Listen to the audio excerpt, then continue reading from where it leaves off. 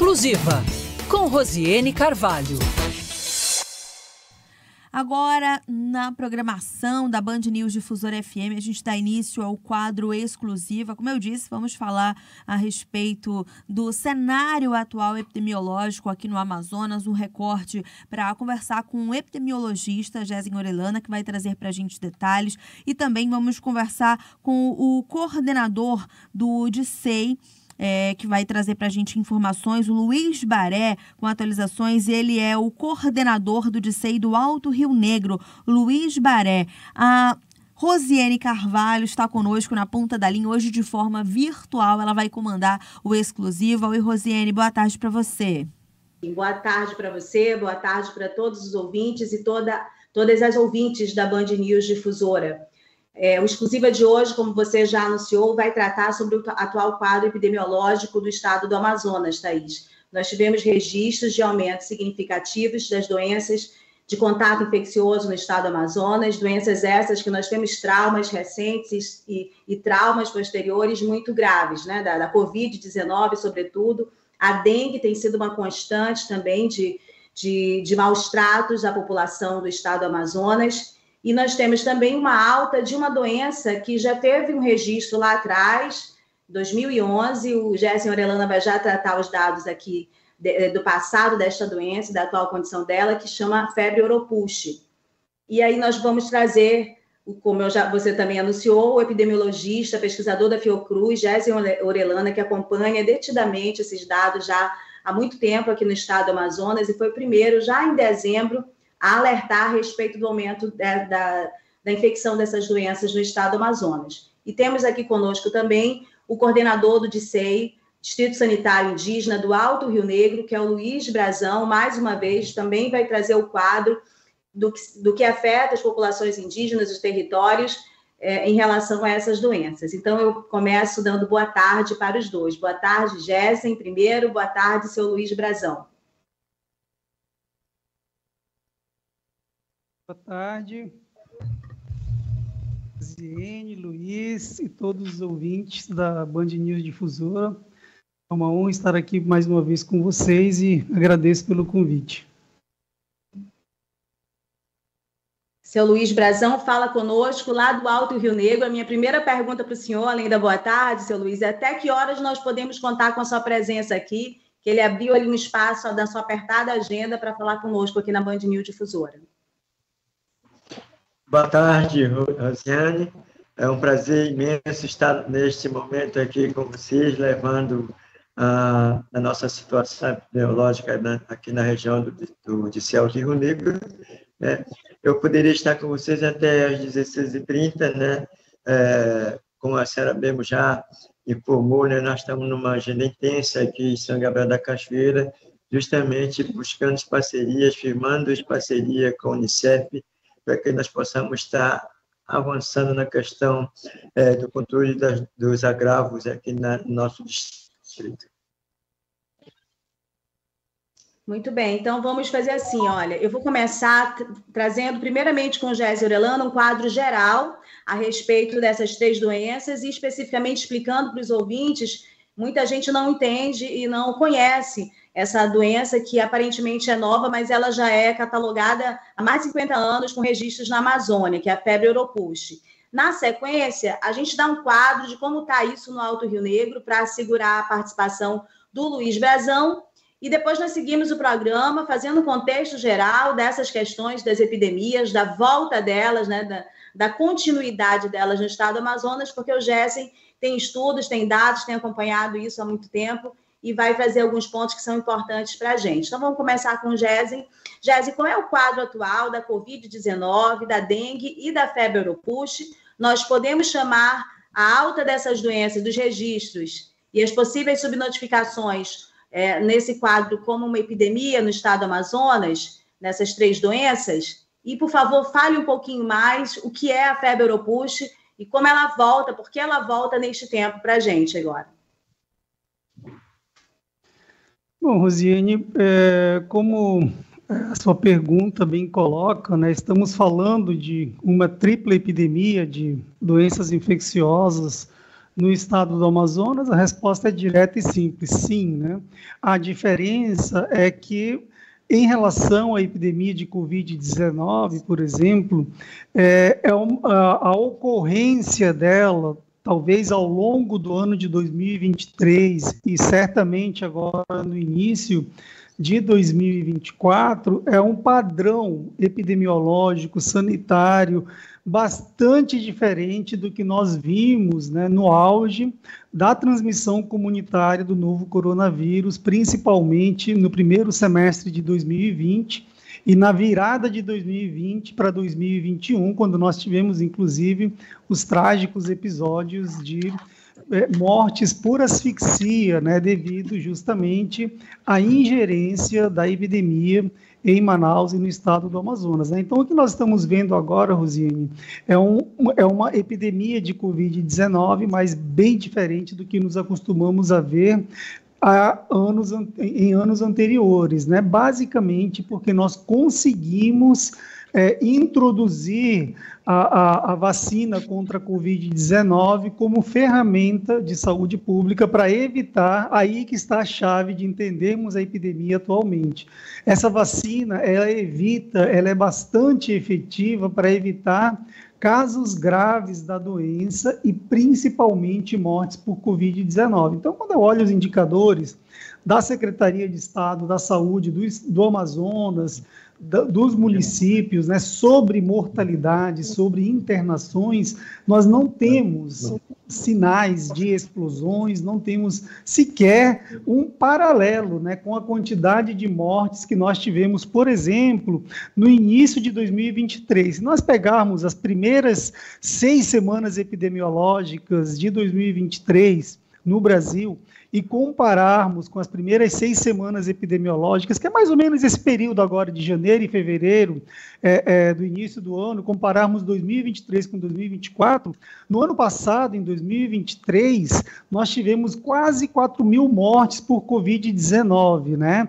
E agora nós sequer ultrapassamos as 1.200 mortes. Ainda é um número muito alto em nível nacional, esse número no Amazonas é um número bem baixo atualmente, né? Não alcança nem a centena de óbitos, né? O que, por um lado, é positivo, mas, ao mesmo tempo, a gente fica sempre na dúvida, né? Enquanto cidadão, enquanto epidemiologistas, enquanto imprensa, até que ponto nós vamos conseguir segurar a epidemia de Covid-19, no sentido de ela não voltar a gerar uma grande pressão sobre os ambulatórios, sobre os hospitais e sobre os cemitérios, né? Não vamos esquecer aqui dos colapsos funerários que nós tivemos no Amazonas em 2020 e 2021. Então, é importante a população entender esses nuances, né? Porque o fato de nós não estarmos tendo uma grave situação das internações por Covid-19, sobretudo das mortes por Covid-19,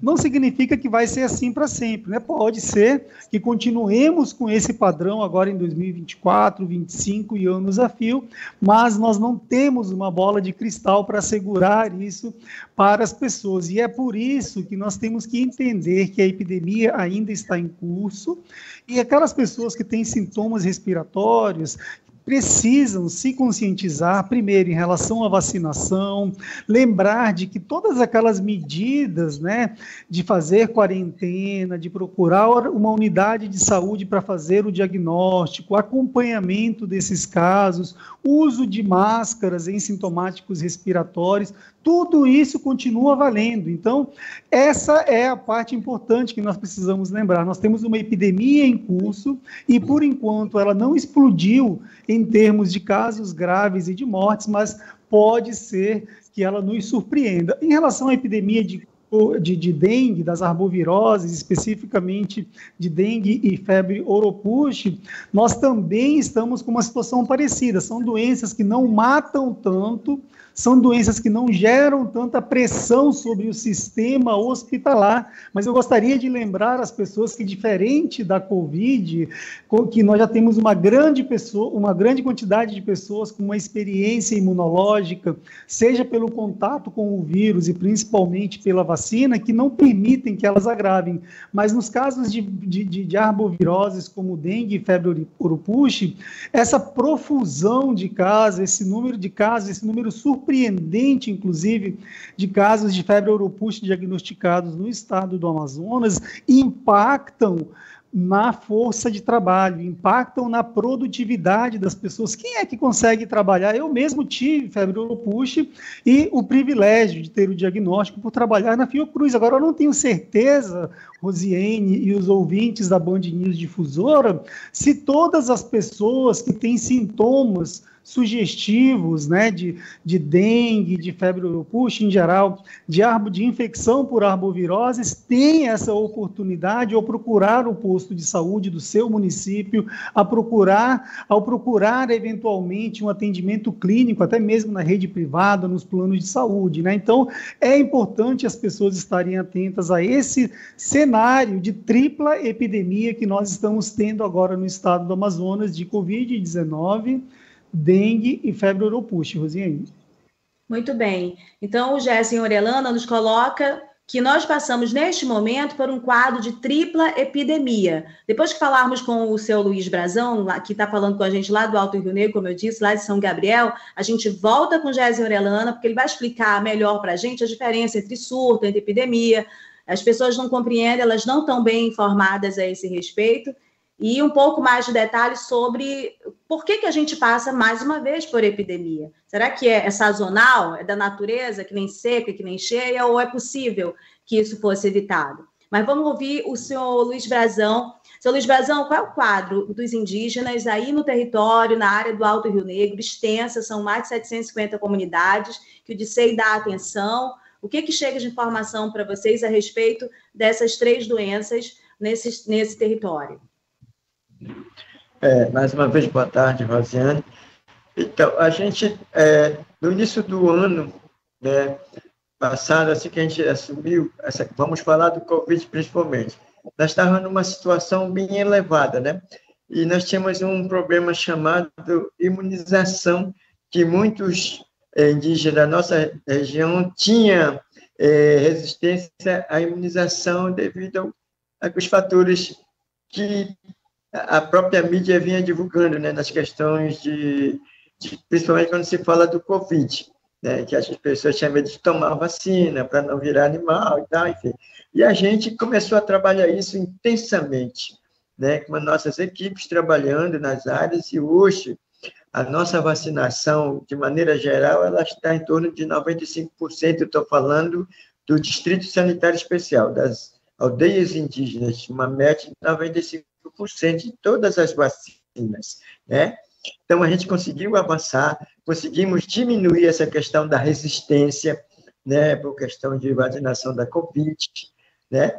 Casos, por exemplo, nesse ano, nós não tivemos caso ainda nas nossas aldeias. Porém, em alguns casos, foram detectados nossos profissionais, né, que estão aqui na sede, porque o que a gente faz? Toda vez que nossas equipes vão adentrar para as aldeias, eles passam por um teste, né, faz uma triagem que faz o teste de Covid, né, para que, né, aqueles que derem negativo, eles vão para as aldeias.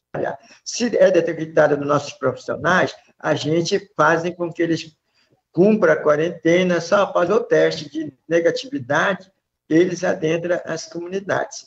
Nós tivemos agora, recentemente, eu acho que uns 4 ou 6 casos de profissionais que testaram positivo, né? A gente retirou esses profissionais, né, dos polo base, e nós continuamos monitorando essas aldeias, né, com questão de caso, para ver se não foi contaminado alguns usuários, né? A gente está muito atento para isso, né?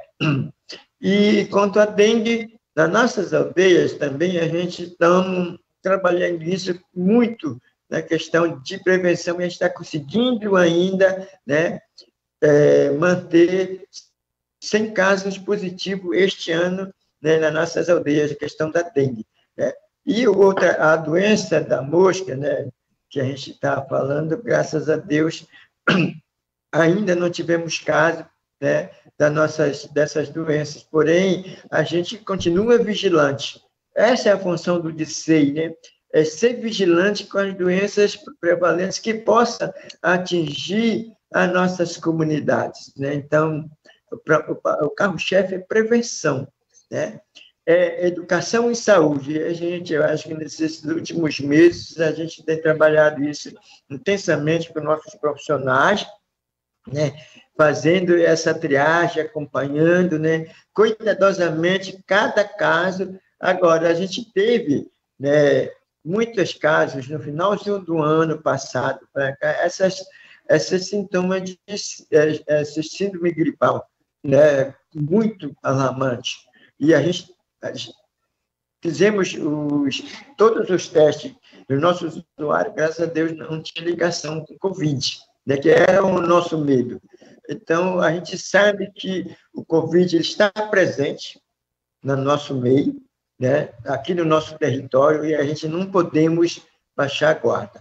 Nós, como gestão, como profissionais de saúde, nós não podemos abaixar a guarda para essa doença, porque ela ainda não está eliminada totalmente da nossa região, né?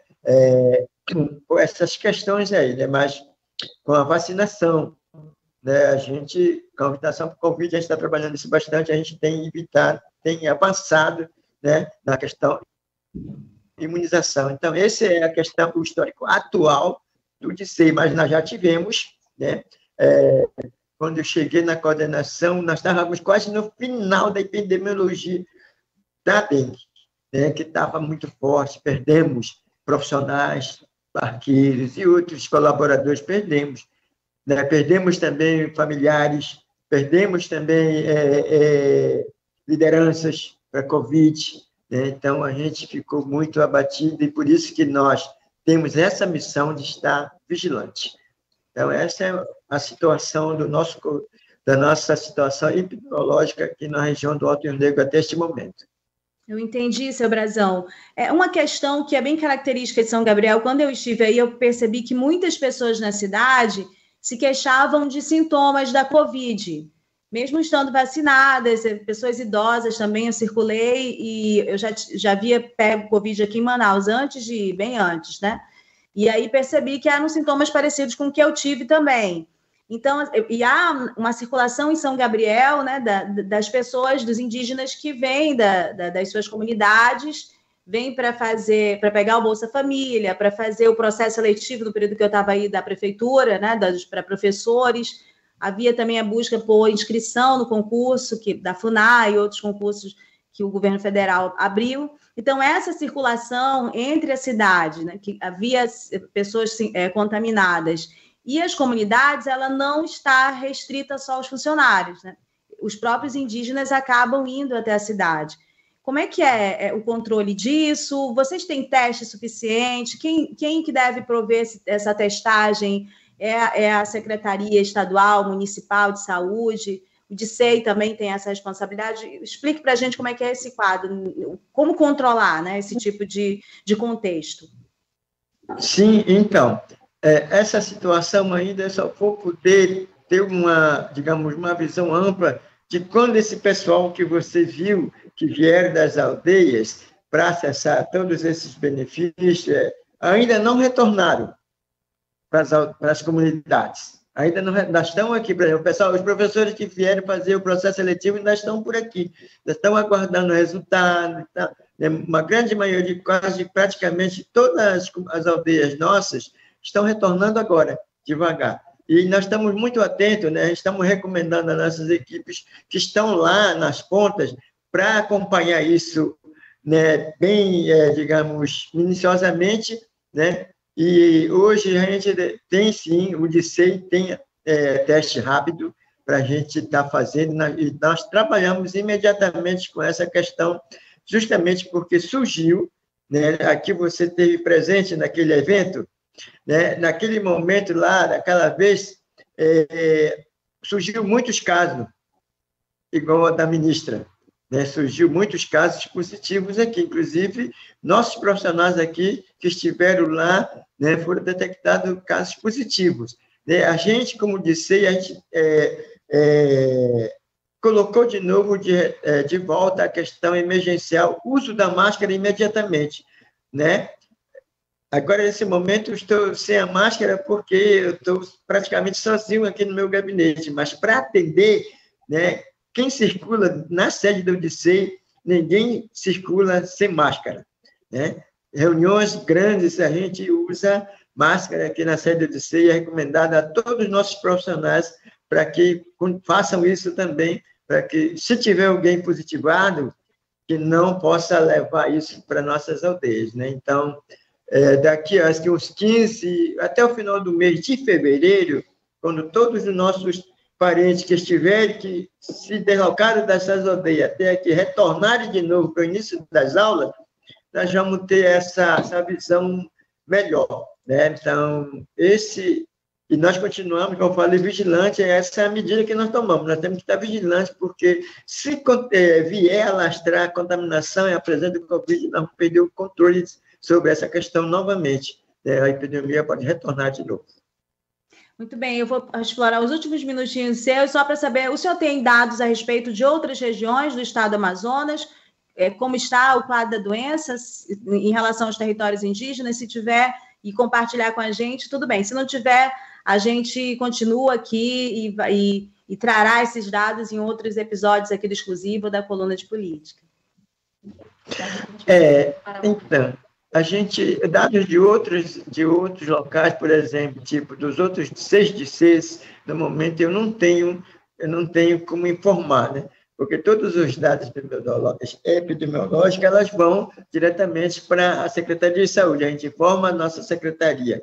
Então, talvez a secretaria tenha esse dado, né, de maneira geral, né, pegando todas as outros de 6. Eu não, infelizmente, essa informação eu vou ficar ali devendo, né, não tenho como fornecer. Tá?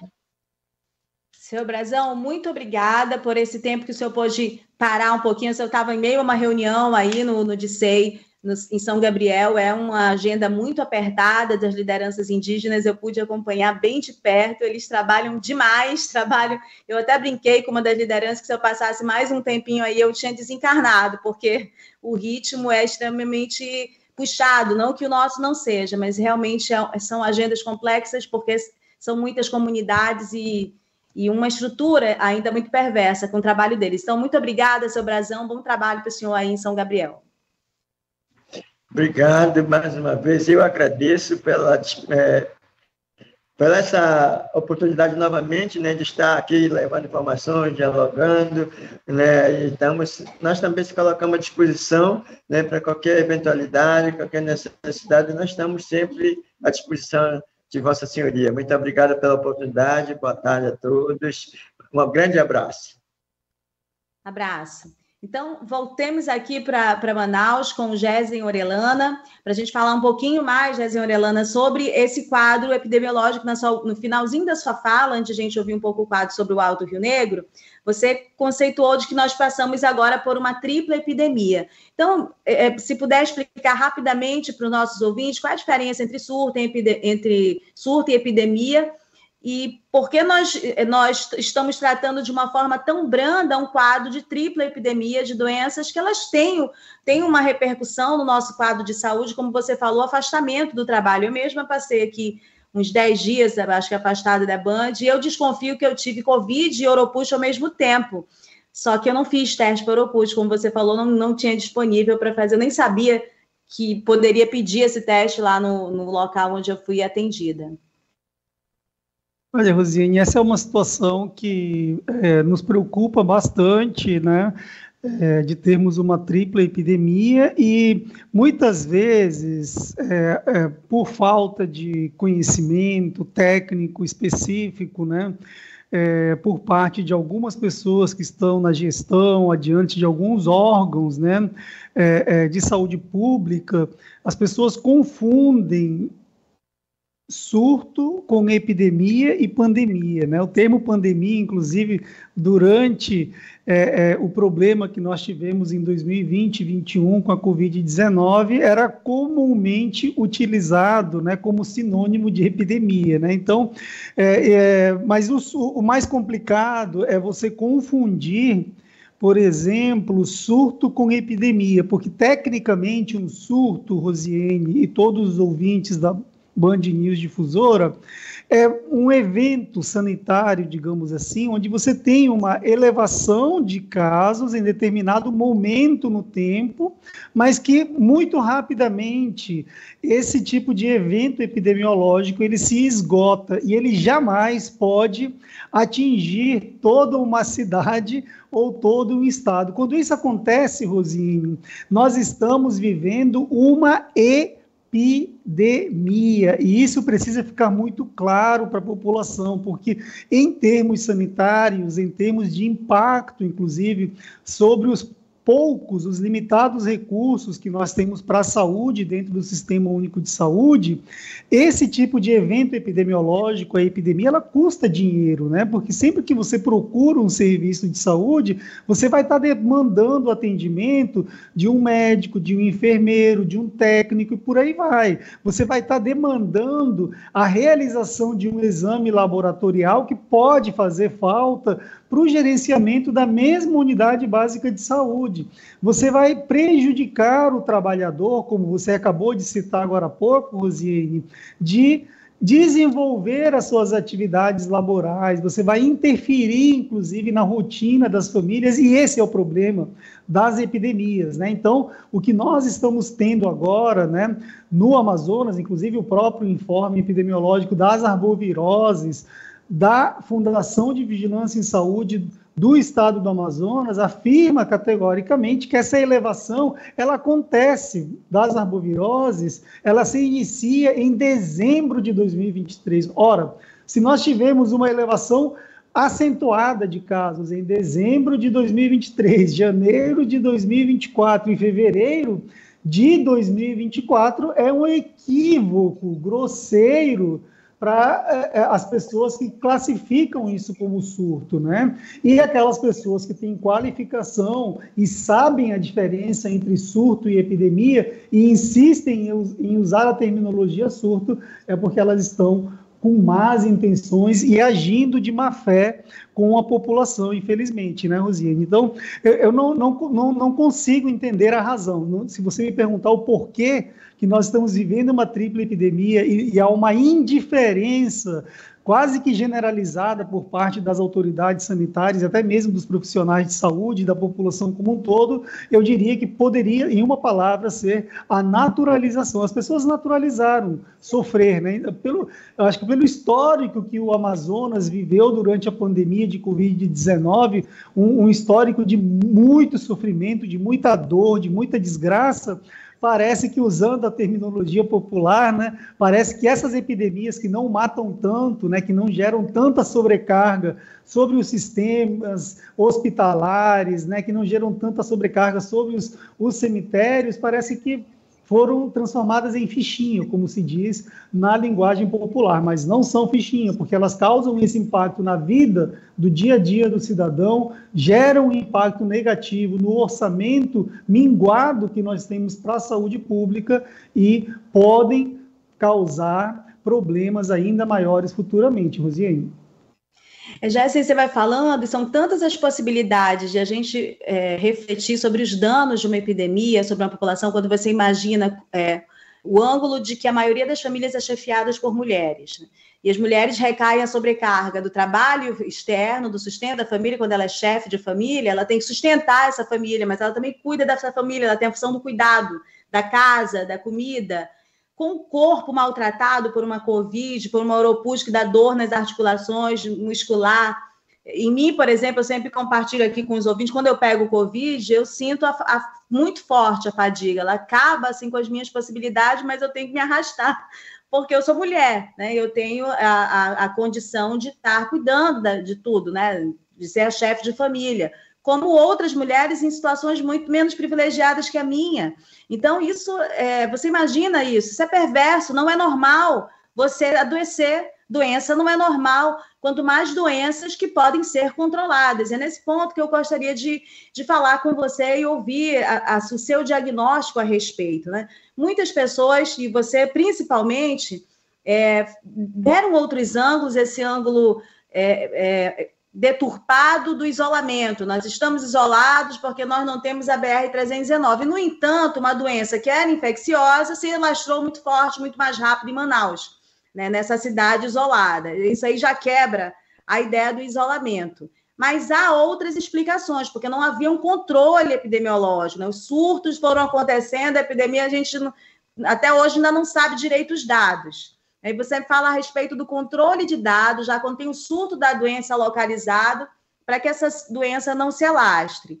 Esse é um dado. Por que a gente viveu, né, rapidamente aquele quadro em 2020? Porque a gente voltou a vivê-lo terrivelmente em 2021. Em 2022, você já me colocou por outros dados, de que o aumento da infecção da Ômicron, né? Era a variante, foi muito maior. Não morremos tanto em função da vacina. E agora, mais uma vez, a gente só sabe que está numa epidemia por causa da Fiocruz, né? Para sua fala, especialmente, porque isso não é tratado como uma epidemia. O que acontece com esse controle epidemiológico no Estado? Onde estão tantas as falhas? Como é que a gente consegue identificar essas falhas? Olha, Rosiane, infelizmente, esse controle que deveria acontecer, né, de forma conjunta, integrada, claro, entre as autoridades sanitárias, a própria população, né, evitando com que esses criadouros se multipliquem em seus domicílios, ele falhou de uma forma escancarada, né? Se você pega, Rosiane, os dados de registro, de notificação de febre europush do estado do Amazonas ao longo de 2023, Rosiane, excluindo, obviamente, os dados de dezembro de 2023, porque eles fazem parte de uma outra epidemia, né? De uma epidemia em sequência, na verdade, né? Nós tivemos, ao longo de 2023, entre janeiro e novembro de 2023, menos de 250 casos notificados de febre europush. E somente nos primeiros 60 dias, digamos assim, 45 dias de 2024, foram cerca de 1.300 casos notificados, ou seja, 5 vezes mais. E eu, sinceramente, não consigo entender por que a Fundação de Vigilância e Saúde do Estado do Amazonas, a Prefeitura de Manaus e tantas outras prefeituras do interior do Estado do Amazonas, diante de números tão grandes, né? Estou falando de 5 vezes mais, não estou falando de 5% a mais, 500% a mais. Como que eles não conseguem identificar uma epidemia e muitos deles continuam cinicamente chamando isso de surto ou simplesmente de elevação dos casos de febre europush, dos casos de dengue, ignorando, Rosiane, completamente esse lado do sofrimento humano que essas doenças trazem. Embora elas não matem tanto, elas matam sim, Rosiane. Inclusive, nós tivemos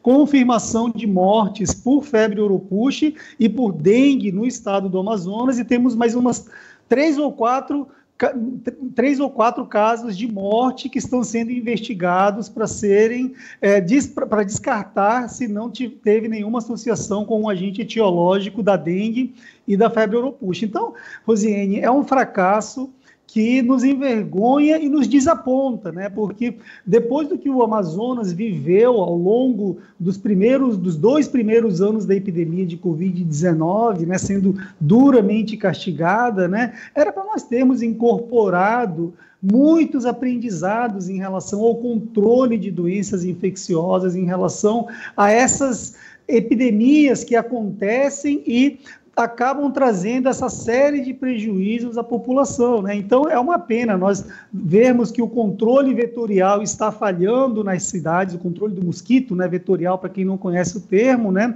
que as medidas que deveriam estar sendo usadas, inclusive, para orientar a população, eles estão todas sendo tomadas tardiamente, Rosiane. Se você olha as notícias, né, a comunicação de risco feita pelas autoridades estaduais e municipais, ela acontece muito depois, Rosiane, do pico da epidemia das arboviroses, ou seja, fora de tempo. Isso, Rosiane, era para ter sido iniciada, essas campanhas de sensibilização da população, etc., lá em novembro de 2023, mas não.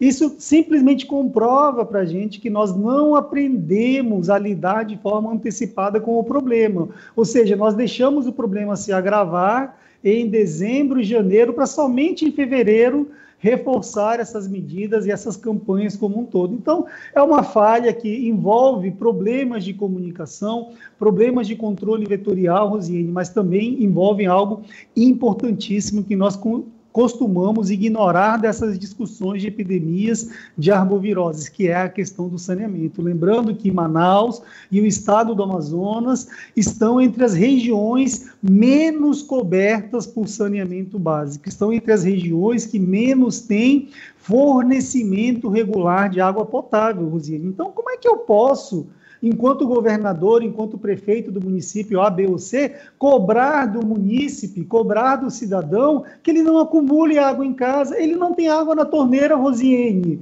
Às 24 horas do dia ele tem que acumular, entendeu? Como que eu vou pedir para ele limpar a calçada da casa dele se não tem saneamento básico, se ele está vendo o esgoto que deveria estar sendo drenado e tratado pelo município e pelo estado a céu aberto, entendeu? Então, assim, é muito complicado, é até triste você ver as campanhas, né, tanto do governo federal atualmente, né, como dos governos estaduais e municípios, tentando atribuir a culpa ao cidadão, tentando atribuir a culpa exclusivamente às pessoas e não assumem, não fazem meia-culpa em relação a esses aspectos que eu acabei de pontuar em relação ao saneamento, Rosiane.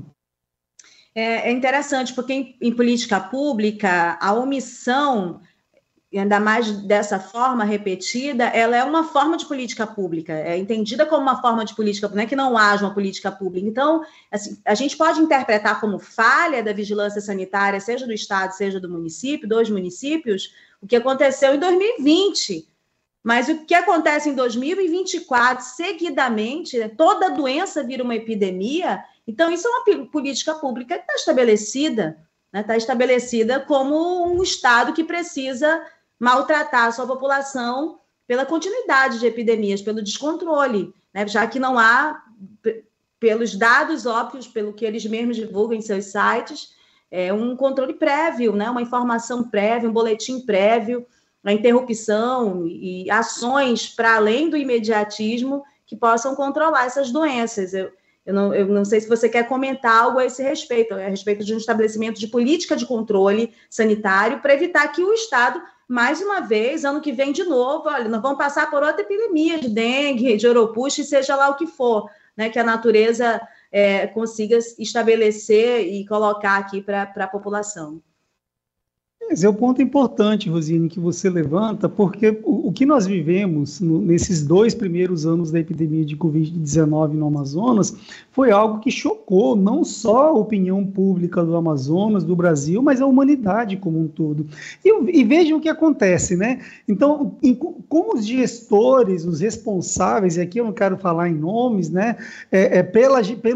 Pelo mau gerenciamento da epidemia de Covid-19, perceberam que não aconteceu nenhum tipo de punição, né? A CPI da Covid, que fez todo aquele teatro, né, lá em Brasília, etc., acabou não focando no estado do Amazonas. E o que acontece? Esses gestores, esses tomadores de decisão perceberam que nem nos piores dos cenários como foi em 2020 e 2021, ocorreram penalizações importantes ao Estado do Amazonas, então acho que eles entenderam isso. Então, em 2023, não ligaram, não estão ligando para as epidemias agora em 2024, e eu acho que vai continuar, infelizmente, lamentavelmente, dessa maneira, porque há uma certeza de impunidade em diferentes camadas da sociedade do Estado do Amazonas, e, lamentavelmente, quem paga somos nós, né? A população, porque não há nenhuma possibilidade de, eu não consigo enxergar melhorias, digamos assim, no gerenciamento dessas crises, na antecipação, na verdade, dessas crises, para evitar esses quadros de epidemias, de tripla epidemia, como nós estamos vivendo agora no Amazonas. É uma pena, é muito triste dizer isso, porque nós deveríamos ter extraído aprendizados, deveríamos ter extraído lições desse passado tenebroso, recente, né? Não estou falando do século passado, estou falando de menos de 2 anos atrás, né?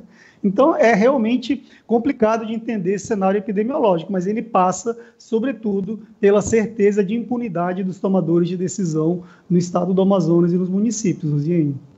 Bom, muito importante essa fala do Gésen Orellana, porque a gente vai fazendo conexões, as coisas não são isoladas, né? Os erros, as falhas, os problemas em diversas camadas, eles vão estabelecendo conexões, são peças que vão se encaixando muito bem. Então, o quadro que nós temos atual, o quadro do passado, ele não acontece por acaso, né? São ações e são omissões que vão se encaixando muito bem, e o maior dano sempre é causado à população.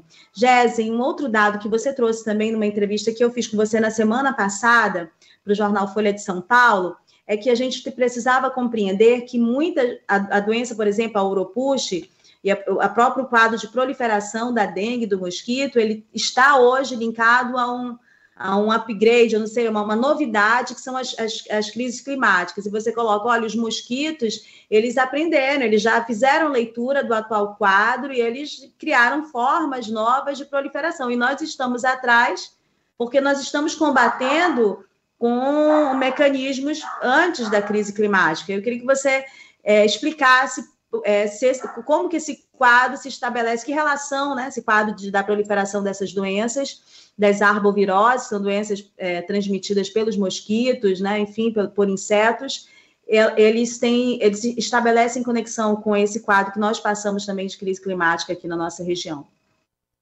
Olha, Rosiane, isso é um ponto importante, principalmente quando nós estamos discutindo essa tripla epidemia, onde você tem uma doença de transmissão respiratória que não tem um nexo tão razoável, digamos assim, com a crise climática, e temos 2 outras doenças, 2 arboviroses, que têm uma relação íntima, inclusive, com a crise climática. Por quê?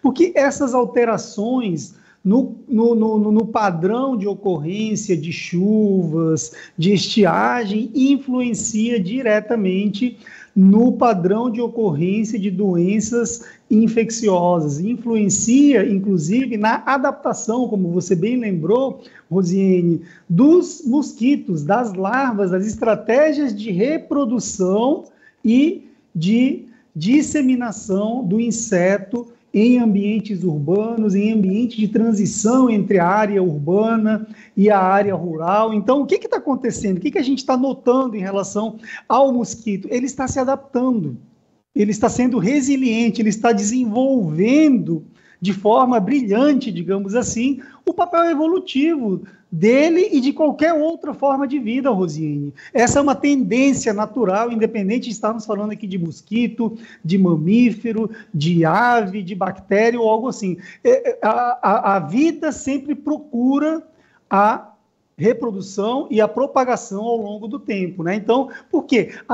O mosquito aprende a se reproduzir, a se disseminar. Quem não aprende, infelizmente, Rosiane, somos nós. Quem não aprende são as vigilâncias, a vigilância epidemiológica do Estado e, sobretudo, dos municípios. Quem não aprende são as companhias de saneamento e os tomadores de decisão que nos mergulham em crises sequenciais de epidemia de Covid, de dengue, de febre Uropush. E um dado importante, Rosiane, que é interessante a gente relembrar a população, é que nós não estamos falando de uma elevação casual do número de casos e mortes por dengue em 2024. Nós também tivemos em 2023, nós também tivemos em 2022. É um padrão que não se via há muito tempo no Amazonas. Então, o que está acontecendo? A gente não está sequer tendo a leitura desse comportamento temporal das epidemias no Amazonas ao longo do tempo. A gente só está olhando para o que está acontecendo agora,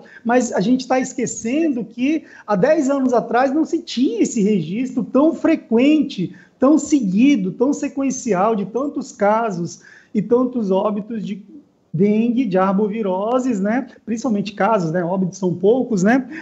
Conectados, seguidos, um atrás do outro, em anos sequenciais, né? Geralmente havia um espaço ali de 2, 3 anos entre uma epidemia e outra, né? Às vezes até 5 anos, né? Mas agora é um ano atrás do outro e o que nós estamos fazendo é naturalizar essas epidemias e sofrimento humano. Rosiane? Muito bem. Pelo que você explicou, o padrão anterior, há 10 anos, o padrão da dengue era que essas epidemias ou esses surtos ocorressem em períodos maiores, distantes, 5 anos. E o que nós estamos vendo atualmente é que há 4 ou 3 anos, é isso, Gessen? Essas epidemias anuais? Exatamente, exatamente. Esse espaçamento que nós tínhamos de 2 ou 3 anos entre uma epidemia e outra desapareceu. Agora nós estamos tendo casos, nós estamos tendo números altos, ano após ano, e parece que as vigilâncias não estão muito preocupadas com isso, né? Esse padrão, ele se estabelece mais ligado a essas mudanças, alterações climáticas que a gente tem percebido por vários outros fatores, ou também também a ver com a ineficiência, né? Esse quadro de incompetência de gestão sanitária no estado e nos municípios. Olha, Rosiane, esse padrão novo, digamos assim, não é tão novo como eu acabei de enfatizar, já são 2, 3 anos em seguida, ele não é ao acaso, né? Ele tem uma série de fatores que contribuem para essa configuração, e um deles, claro que não é o único e não é o responsável, né, pelas epidemias, né, de dengue, de febre oropouche, é a crise climática, né? Não sei se vocês lembram, né, os ouvintes da Band News Difusora, que logo no começo da epidemia de Covid-19, uma forma furtiva que a Fundação de Vigilância em Saúde e muitos secretários municipais encontravam para, de alguma maneira, esconder o tamanho do problema, era dizer, olha, nós estamos agora naquele período sazonal de elevação das gripes, das internações, ou seja, qual que era o recado para a população? Olha, não se preocupem tanto, porque isso acontece, e foi sempre assim. Então, é mais ou menos isso, a gente já está esperando, só que, novamente, nós fomos surpreendidos, né, pelo novo coronavírus em 2020, em 2021, em 2022, como você bem lembrou, Rosiane, com aquela disseminação brutal da Ômicron em Manaus, e que nós só não tivemos o terceiro colapso seguido da epidemia no estado do Amazonas em função da vacinação. Então, acho que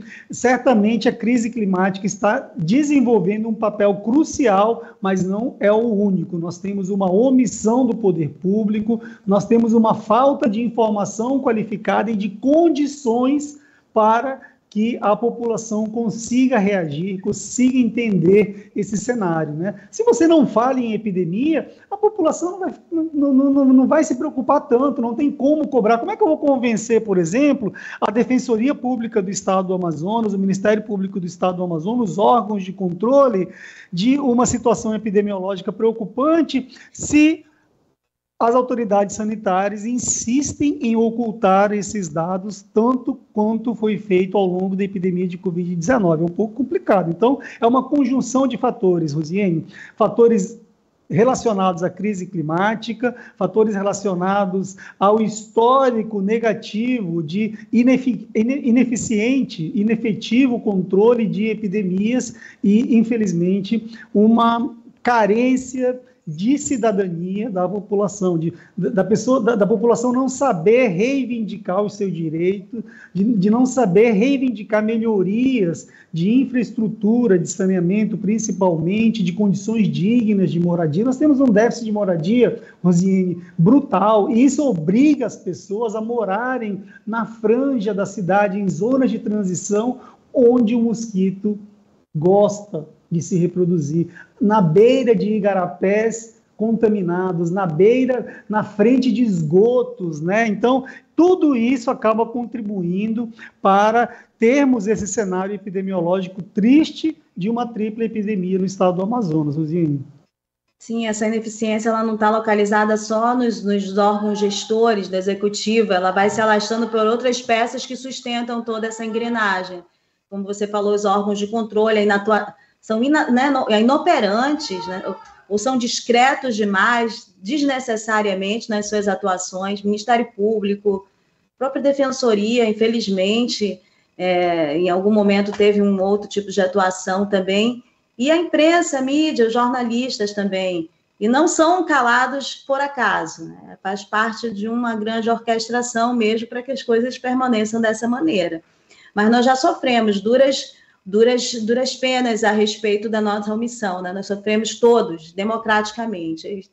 A torcida é que o quadro mude, né? Que as pessoas tenham um mínimo de dignidade em todas essas áreas e compreendam as suas funções. Olha, eu fui informada pela produção do Exclusiva que a gente está encerrando, nós estamos aqui nos últimos 3 minutinhos, Jessen. Eu agradeço, assim como ao seu Luiz Brazão, você também tem uma agenda extensa, acompanha esses dados aqui em Manaus, no Amazonas, mas também em outros estados. Rondônia, você me falou, passa por um quadro muito parecido, muito semelhante. Eu lhe agradeço e dou aqui o espaço para as suas considerações finais e espero tê-lo de volta para esclarecer para a gente todos esses dados que você detém tanta informação. Olha, Rosiane, em primeiro lugar, eu queria agradecer a toda a produção, né, da Band News Difusora 93,7 FM e principalmente a audiência, né? A gente está aqui à disposição para tentar levar informação o mais qualificada possível, né? Essa informação que deveria estar sendo dada com antecedência pelas autoridades sanitárias para a população, né? E a gente está aqui para isso, né? Eu queria lembrar, por último, só para a gente finalizar, Rosiane, que nós temos, eu particularmente, já tenho alertado a imprensa do estado do Amazonas, em especial de Manaus, dessa elevação de casos das arboviroses desde dezembro do ano passado, né? Desde dezembro de 2023, quando nós notamos essa súbita elevação de casos, mas que, infelizmente, nada acontece. Nós vemos aí o Ministério Público, a Defensoria Pública, fazendo consultas, né, à própria FVS sobre a situação epidemiológica, ou seja, vai perguntar para o lobo como que ele acha, né, que a segurança do galinheiro deveria ser feita, né? Meio complicado, né, Rosiane? Enfim, era isso. Mais uma vez, obrigado aí a todos, a audiência da rádio e a toda a equipe da produção.